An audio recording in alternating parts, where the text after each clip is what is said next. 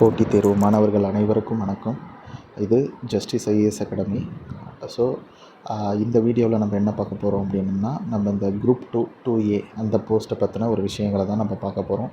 Already 2022 exam நடந்தது. அதுக்கான result இப்போ விட்டுருக்காங்க. குரூப் 2A இப்போ மீண்டும் 2024 நமக்கு புதுசாக மீண்டும் கால்ஃபர் வரப்போகுது.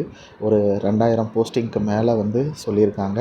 ஸோ அது என்ன, இதுக்கு முன்னாடி கட் ஆஃப் எப்படி இருந்தது அப்படிங்கிறத பற்றி தான் நம்ம பார்க்க போகிறோம். ஸோ ஃபர்ஸ்ட் ஆஃப் ஆல் அந்த போட்டித் தேர்வில் 2022 ப்ரிலிம்ஸ் கிளியர் பண்ணி மெயின்ஸ் எழுதின அத்தனை பேருக்கும் ஜஸ்டிஸ் ஐஏஎஸ் அகாடமி சார்பாக வாழ்த்துக்கள்.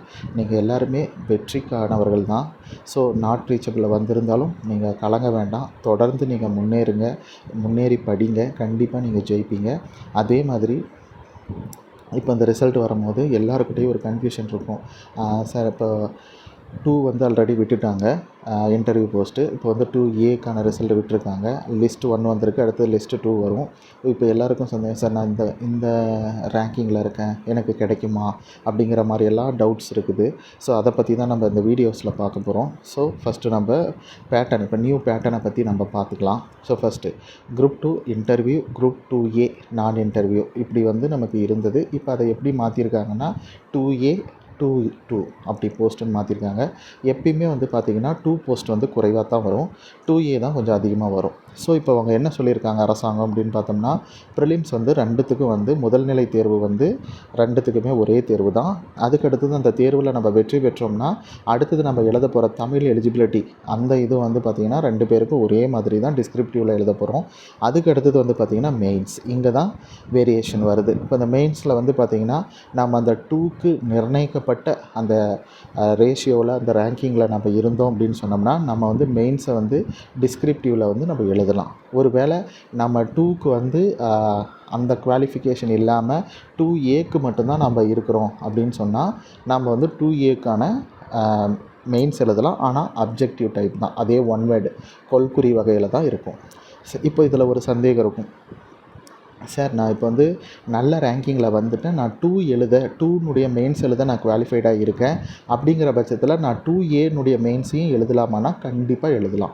ஸோ அது ஒரு பெனிஃபிட். ஆனால் இப்போ பார்த்திங்கன்னா முந்தைய தேர்வுகள், அதாவது இப்போ இந்த 2022க்கு முன்னாடியெல்லாம் பார்த்தோம்னா நமக்கு 2 தனியாகவும் 2A தனியாகவும் தான் நடக்கும். ஆனால் இந்த முறை நமக்கு ஒரு நல்ல பெனிஃபிட் ஒன்று இருக்குது. ஓகேங்களா? அதே மாதிரி இன்டர்வியூ கேன்சல் பண்ணுற மாதிரி சொல்லியிருக்காங்க.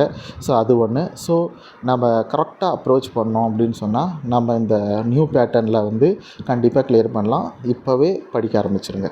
ஓகேயா?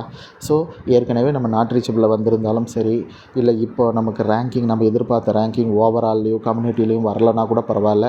நாமெல்லாம் எதுக்காகவும் தோண்டு போக வேண்டாம். கண்டிப்பாக நம்ம வாழ்க்கையில் நம்ம ஜெயிப்போம். அந்த நம்பிக்கையோடு தான் நம்ம தொடரணும். அப்படி தொடரும் போது தான் நம்ம இன்னும் பெரிய காரியங்களை நம்மளால் செய்ய முடியும். ஓகேயா? ரைட். ஸோ இப்போ நம்ம ஒரு சின்ன அனாலிசிஸ், இப்போ அனாலிசிஸில் என்ன அப்படின்னு பார்த்தீங்கன்னா, லாஸ்ட் அனாலிசிஸ் பார்க்கும்போது குரூப் 2 அந்த 2 போஸ்ட்டுக்குனுடைய கட் ஆஃப் மெயின்ஸில் பார்த்தோம்னா ஒரு 55% மேலே டு 65% அது வரைக்கும் இருந்தாவே நம்ம அந்த மெயின்ஸை கிளியர் பண்ணியிருக்கலாம். ஓகேங்களா? மெயின்ஸ் தான் சொல்கிறேன் டிஸ்கிரிப்டிவில். அதே மாதிரி 2Aவுக்கு பார்த்திங்கன்னா 45%க்கு மேலே இருந்தாவே, அதாவது 45% ப்ளஸ் இருந்துச்சுனாவே நம்ம சேஃபர் சைடு, அதாவது 45லேருந்து 55% மதிப்பெண் நம்ம மெயின்ஸில் எடுக்கணும். ஓகேங்களா? ரைட்டு. இப்போ நம்ம முன்னாடி கட் ஆஃப்க்கு வரலாம். இப்போ முன்னாடி கட் ஆஃப்க்கு வரும்போது எல்லாருக்கும் ஒரு டவுட் இருக்கும், சார் நான் ஓவரால் ரேங்கிங்கில் இவ்வளோ இருக்கேன், கம்யூனிட்டி ரேங்கிங்கில் நான் இவ்வளோ இருக்கேன் அப்படின்றது உங்களுக்கு ஒரு கொஷின்ஸ் வரும். இப்போ அந்த மாதிரி கொஷின்ஸ்க்கு என்ன அப்படின்னா, நீங்கள் எதை பற்றி இது பண்ணிக்காது, நீங்களே கால்குலேட் பண்ணிக்கலாம். எதுக்கு நம்ம அடுத்தவங்ககிட்ட குரூப் 2 ப்ரிலிம்ஸ் படிச்சிருக்கோம், குரூப் 2ல் நம்ம சிலபஸில் இடஒதுக்கீடை பற்றி படிச்சிருக்கோம், இடஒதுக்கீடுக்கான நியாயங்கள் என்னன்றது நமக்கு சிலபஸில் இருக்குது, அதை பற்றி படிச்சிருக்கோம். ஸோ ஒவ்வொரு கம்யூனிட்டியை பற்றி நமக்கு தெரிஞ்சிருக்கும். நம்ம அலசி ஆராய்ஞ்சு தான் வந்திருப்போம். அப்புறம் ஏன் நம்ம பயப்படணும்? நாமளே ஒரு அனாலிசிஸ் பண்ணலாம்ல, நமக்கு நல்லாவே தெரியும். ஸோ ஃபஸ்ட்டு வேக்கன்சி எவ்வளவோ அந்த வேக்கன்சிலேருந்து நம்ம கம்யூனிட்டி வைஸ் இதுதான் 31%, பிசிக்கு இவ்வளோ, பிசிஎம்முக்கு இவ்வளோ, எம்பிசி, எஸ்சி, எஸ்சிஏ, எஸ்டி.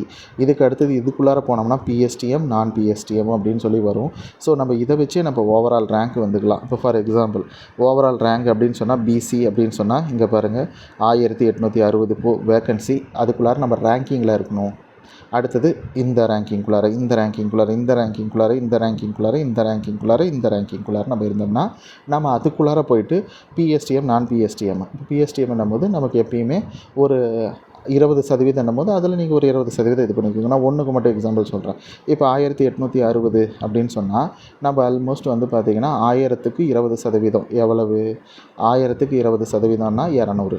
அப்போது மீதி இருக்கிறது அப்போது வந்து பார்த்திங்கன்னா இதுலேருந்து பிஎஸ்டிஎம்முக்கு வந்து நம்ம ஒரு கூடுதலாக இருக்கிறவங்களுக்கு கிடச்சிரும். ஓகேயா? நம்ம பிஎஸ்டிஎம்மை விட ஒரு 260 அல்லது 300 ரேங்க்குக்கு நம்ம வந்து பிஎஸ்டிஎம் வாங்கினவங்களை விட நம்ம வந்து குறைவாக இருக்கணும். அப்போ தான் நமக்கு அது கிடைக்கும். இல்லைனா நமக்கு பின்னாடி அவங்களுக்கு கிடச்சிரும். இவ்வளோ தான் வித்தியாசம், வேறு ஒன்றும் கிடையாது. ஓகேங்களா? ரைட்டு. அடுத்தது எத்தனை பேர் கலந்தாய்வுக்கு கூப்பிட்ருக்காங்க? 2.5 ரேஷியோ. அடுத்தது கலந்தாய்வு வந்து 14,517 பேர் கூப்பிட்ருக்காங்க. ஸோ இதில் வந்து 2ல் இன்டர்வியூ போஸ்ட்டில் ஸ்டேட் ஃபஸ்ட்டு 217, 2ஏனுடைய ஸ்டேட் ஃபஸ்ட்டு வந்து 191. எவ்வளோ? 300க்கு. இது 340க்கு. ஓகேங்களா? குரூப் 1ல் வந்து பார்த்திங்கன்னா 198 பேர் லாஸ்ட் டைம் சொல்கிறேன். இதில் ஸ்டேட் ஃபஸ்ட்டு வந்து பார்த்திங்கன்னா 198 பேர் இன்டர்வியூக்கு போயிருக்காங்க. ஆனால் அதில் வந்து லாஸ்ட் டைம் 90 வேக்கன்சி தான்.